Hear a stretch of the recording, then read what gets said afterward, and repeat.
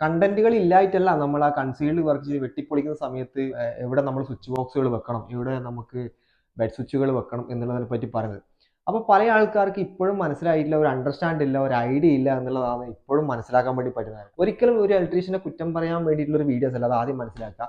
ഈ കാണുന്ന വീട്ടിൽ നമ്മളിവിടെ ചെറിയൊരു വർക്കിന് വേണ്ടി വന്നതാണ്. നമുക്ക് ബെഡ് സ്വിച്ചുകൾ നമുക്ക് എവിടെയാണോ വെക്കേണ്ടത്, അല്ലെങ്കിൽ കോമൺ സ്വിച്ച് ബോക്സുകൾ നമുക്ക് എവിടെയാണോ വെക്കേണ്ടത്, അല്ലെങ്കിൽ ഒരു പ്ലഗ് പോയിന്റ് നമുക്ക് എവിടെയാണോ വെക്കേണ്ടതിനെ പറ്റി നമ്മൾ വീഡിയോസ് നമ്മൾ ഓൾറെഡി അപ്ലോഡ് ചെയ്തതാണ്. വീണ്ടും വീണ്ടും നമ്മൾ കൺസീൽഡ് വർക്ക് ചെയ്യുന്ന സമയത്ത് ആവർത്തിച്ചു കൊണ്ടിരിക്കുന്ന കാര്യമാണ്. ഈ കാണുന്ന വീട്ടിന്റെ കൺസീൽഡ് വർക്ക് നടക്കുന്ന സമയത്ത് ഇലക്ട്രീഷ്യനോട് പറഞ്ഞൊരു കാര്യമായിരിക്കും ഈ കാണുന്ന സ്ഥലത്ത് നമുക്ക് ബെഡ് സ്പേസ് കൊടുക്കുക എന്ന് പറഞ്ഞത്. അതുകൊണ്ട് തന്നെ ഇവിടെ വന്ന ഇലക്ട്രീഷ്യൻ എന്ത് ചെയ്തു, ഇവിടെ ബെഡ് സ്പേസിന് വേണ്ടിയിട്ട് ബെഡ് സ്വിച്ചുകൾ ആഡ് ചെയ്ത് കൊടുത്തു. ബെഡ് സ്വിച്ചുകൾ നമ്മൾ ആഡ് ചെയ്യാൻ നമുക്ക് കാര്യങ്ങളെല്ലാം വളരെ ഈസി ആയിട്ട് നടക്കേണ്ടിയിട്ടാണ് നമ്മൾ കിടക്കുന്നിടക്ക് തന്നെ ബെഡ് സ്വിച്ചുകൾ നമ്മൾ അറേഞ്ച് ചെയ്ത് കൊടുക്കും. അവിടെ നിന്നുള്ള ബെഡിന്റെ സ്പേസ് നേരെ ഇവിടത്തോട്ടെടുത്ത് മാറ്റി.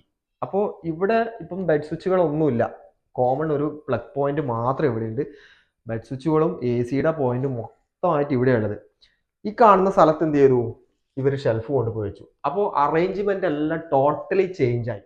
നമ്മളെ സംബന്ധിച്ച് തന്നെ നമ്മളടക്കമുള്ള ആൾക്കാർ ചെയ്യുന്ന കാര്യം, നമ്മളിവിടെ കിടന്നു കഴിഞ്ഞാൽ ഒരു കുറച്ചൊക്കെ സമയം കഴിഞ്ഞ് മൊബൈലൊക്കെ നോക്കിയതിന് ശേഷമായിരിക്കും നമ്മൾ വിചാരിക്കും ലൈറ്റ് ഓഫ് ചെയ്തില്ല. അപ്പോൾ നമുക്ക് പെട്ടെന്ന് എളുപ്പമുള്ള സ്ഥലമായിരിക്കും നമുക്ക് ചിലപ്പോൾ ഇവിടെ, ഇനിയല്ലാന്നുണ്ടെങ്കിൽ അവിടെ നിന്ന് ഓഫ് ചെയ്യാൻ വേണ്ടി ചെയ്യേണ്ട സ്ഥലത്ത് നിങ്ങൾ ആലോചിച്ച് നോക്കണം, ഇവിടെ നിന്ന് എഴുന്നേറ്റിട്ട് വേണം നമുക്ക് ഈ കാണുന്ന ലൈറ്റിനെ ഓഫ് ചെയ്തിട്ട് വന്നിട്ട് വീണ്ടും അവിടെ പോയിട്ട് കിടക്കാൻ വേണ്ടിയിട്ട്. രാത്രി കാലങ്ങളിൽ ടോയ്ലറ്റ് പോകുന്ന സമയത്ത് അതും നമുക്കൊരു വലിയൊരു പ്രയാസമാണ്. അതും നമുക്ക് ഇവിടെ നിന്ന് എഴുന്നേറ്റ് നോക്കിയാൽ നിങ്ങൾ ഇവിടുന്ന് തപ്പിപ്പിടിച്ച് ഇങ്ങനെ വന്ന് ഇവിടെ തപ്പിപ്പിടിച്ച് വേണം, ഇവിടുത്തെ സ്വിച്ച് ഇട്ടിട്ട് വേണം നമ്മൾ ബാത്റൂമിലേക്കുള്ള എൻട്രിക്ക് പോകാൻ. ഇനി അല്ലാന്നുണ്ടെങ്കിൽ അവിടെ നിന്ന് ഇവിടം വരെയുള്ള നമുക്കുള്ള ദൂരം എന്ന് പറഞ്ഞാൽ കുറച്ച് നല്ല ദൂരം ഉണ്ട്. അപ്പൊ അത്രയും നമ്മൾ ഇരുട്ട് ബ്ലൈൻഡിൽ വേണം നമ്മൾ വരാൻ, തട്ടി തടഞ്ഞിട്ടൊക്കെ വരണം. അപ്പൊ അതൊന്നും നമുക്ക് അതിൻ്റെ ഒന്നും ആവശ്യമില്ല. നമ്മൾ കൃത്യമായ രീതിയിൽ അറേഞ്ച്മെന്റ് നമുക്കൊരു ഐഡിയാസിൽ ചെയ്തു കഴിഞ്ഞാൽ നമുക്ക് വളരെ വൃത്തിയായിട്ട് തന്നെ സംഭവങ്ങൾ ചെയ്യാൻ വേണ്ടി പറ്റും. നിങ്ങൾ ആലോചിച്ച് നോക്കുക, അതെല്ലാം നമുക്ക് ഈ ബെഡ് സ്പേസ് ഇവിടെ തന്നെ ആണെങ്കിൽ കുറച്ചും കൂടി എളുപ്പമായിരിക്കും. ഇനിയല്ല, ഇവർക്ക് ആദ്യമേ ഒരു ഐഡിയയിൽ നമുക്ക് ബെഡ് സ്പേസ് അവിടെയാണ് വേണ്ടതെന്ന് അന്നേരം ഉറപ്പിച്ചാണെങ്കിൽ ഈ ഇവിടെ വന്ന ഇലക്ട്രീഷ്യൻ അവിടെ തന്നെ അതിനു വേണ്ടിയുള്ള സ്വിച്ച് ബോക്സ് അവിടെ അറേഞ്ച് ചെയ്ത് കൊടുക്കും.